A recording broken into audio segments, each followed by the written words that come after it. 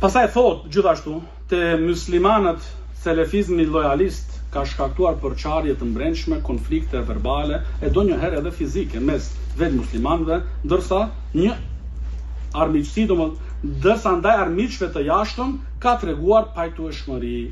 Përfundoi fjala e tij. Me të vërtet, i them, a nuk të vjen turp t'i shkruash këto vargje. Sa vjet i ke bërë? Barem pak me të ardh turp nga mosha, se nuk je më në moshën e adoleshencës. Ndoshta je bërë edhe gjysh, nuk e di. Kush janë ata që i futën fitilat botës islame 2012-2011? Kush e nxiti dhe ushqej këtë rrëmuj dhe shkatrim? Aq të mban memoria, ose paturpsia të ju nuk ka fund. Ju, Ikhwanul Mufsidinët, e kallët botën arabe, u vranë sa u vranë, u prek në deri muslimanëve, pasuria, siguria, ekonomia, sa e sa fëmijë, si pasojë të kësaj pranverës suaj, sot rriten si jetima në përkampët e Siris, Irakut, Turqis. Kush do të mbaj përgjegjësi për ata? Sipas logjikës tonë ikhwanxhia, pushtetarët arab. Sipas logjikës tonë pushtetarët arab. Se ikhwanza thonë ukhruju, mutu, dhisni. Pastaj në fund thonë ejna hukam el arab. Ku janë pushtetbajtësit e arabëve? Ju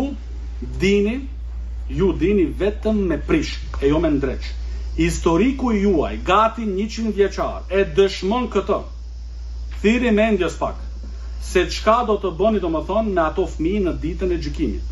Fëmijë që për shkak ideologjisë suaj rriten sot pa baballar, pa nëna, pa gjyshëri, pa antar të familjes, as edhe nuk din ku i kanë familjarët. A jeni të vetëdijshëm se në çfarë përmase ideologjia e Sejid Kutubit ka shkaktuar domethënë shkatrime dhe prishje në vendet muslimane. Në vendet muslimane bën prishje. Vendet muslimane. Kurse pastaj kur kërkojnë azil politik, dalin në Francë, dalin në Angli, dalin në Gjermani, edhe shumë mirë presin. I strehojnë ato Ikhwanul Mufsidinët. Edhe pastaj kanë të ftyrë, edhe me fol, i shërben shtetit, i shërben këtyrve. Si ka mundësi domethënë që gjitha ato ikhwansat e tuaja mikpriten në Angli, në Gjermani, në Francë, në Belgjik, i mirëpresin ato atje. Si ka mundësi kjo? Çfarë interes kanë ata aq të madh që t'u japin atyre azil politik dhe strehim? Ose me të vërtet, si ka thënë Sheikh Ahmed Shakir rahimahullah, se ne kemi me informacione të sigurta se këta janë të themeluar Ikhwanul Musliminët prej krishterëve dhe komunistave.